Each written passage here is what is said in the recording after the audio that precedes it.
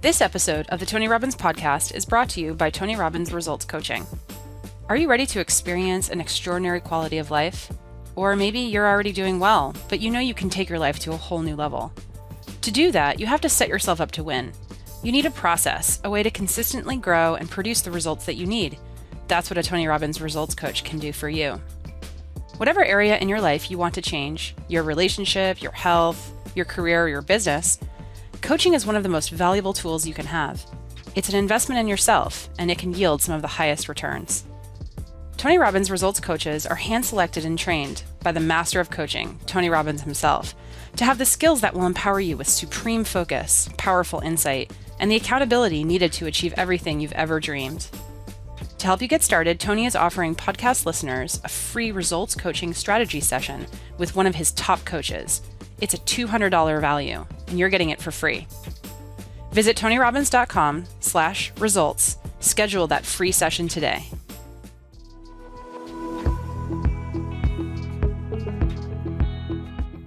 What's standing in your way of achieving your goals, your dreams? What's holding you back from taking the next step forward? For many of us, it's fear. Fear of failure, fear of the unknown. We become our own worst enemy, doubting ourselves into paralysis. But imagine what your life could look like if you were able to find a reason that was so much bigger than yourself to propel you forward. And I'm not talking about money or material objects. I'm talking about a greater purpose and a resounding and unflagging faith that for you, there's no other option than to give it everything you have. Welcome back to the Tony Robbins Podcast. I'm Anna York, Editorial Director for RRI. Today, we're sharing a very special conversation between Tony and the Philadelphia Eagles quarterback, Nick Foles. Now, a quick heads up about this episode. We dug into our 2018 archives, and this interview was found. It was never intended for public release. After a careful review, though, we decided that even though the audio isn't up to the quality that we're used to bringing you, we still want to share this powerful message. Because this interview happened after Nick helped lead the Eagles to their Super Bowl championship in 2018, where he was also named the game's MVP. And what you'll see is that even in spite of his incredible accomplishments, Nick's sense of past failures and mistakes is never too far from his mind. And that's something I think a number of us struggle with. Nick reveals his constant battles with self-doubt and a fear of failure. In fact, it was this fear that almost kept him out of the NFL entirely. But through his faith and his family, Nick found a greater sense of purpose and strength, and that's helped him to move forward. He's even adopted an entirely new perspective when it comes to fear. He's a firm believer that if he hadn't experienced failure and pain in his past, he wouldn't be where he is today. And along his journey, he's seen how immensely important it is to be open, honest, and transparent about your weaknesses. Because by acknowledging and even embracing your deepest fears, you actually free yourself, and then you can grow into the person that you were meant to be.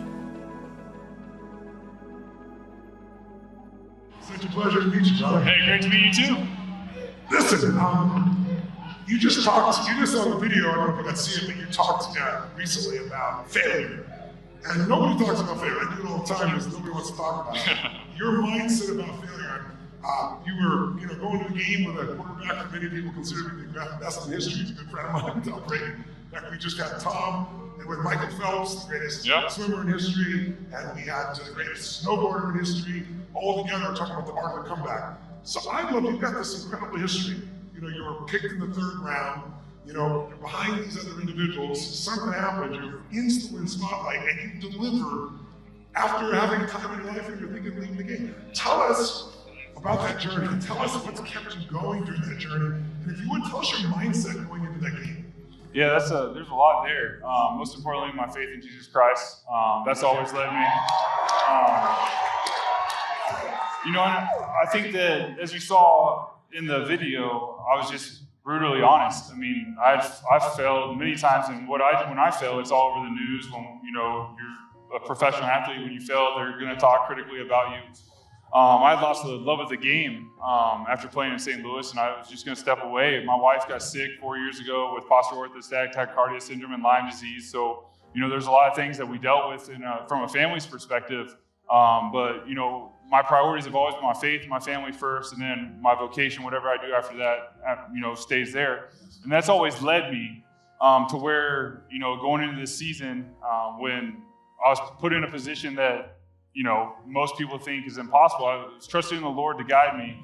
And then just, having those conversations with my wife when I get home, we talk about everything that was on our mind, what we were going through. Because it was emotional. It was an emotional roller coaster. There's a lot of stuff that fear starts creeping in. Like, can I do this? Will I let people down? Will I let the city down?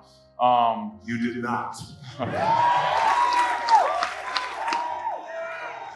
And, I got to play a couple games at the end of the season. I didn't play in the preseason. I had an arm injury in my elbow that, had set me back. I couldn't throw football.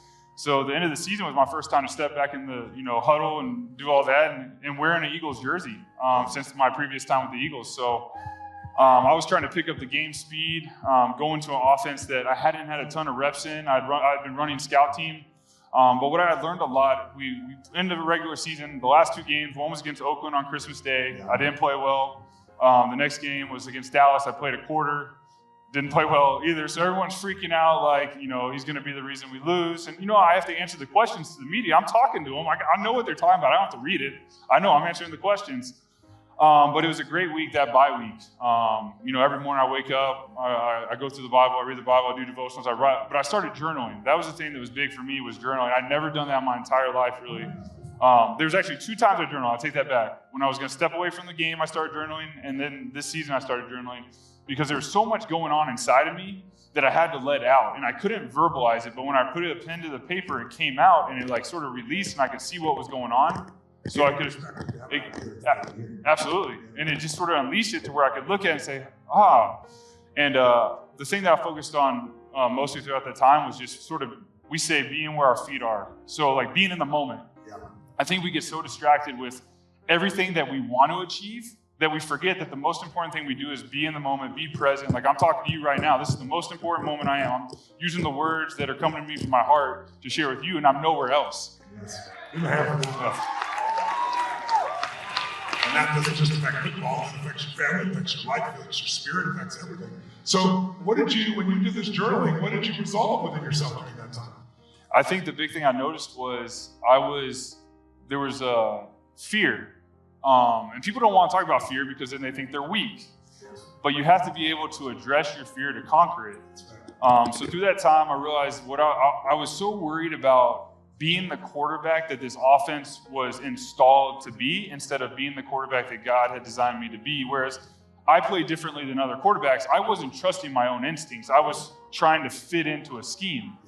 So the bye week before the playoffs, we went back, Coach Peterson and the coaches, Coach Frank Wright, they put together a cut-up of 150 previous passes from 2013 and 14 that were plus 15-yard completion. So they were big-time plays.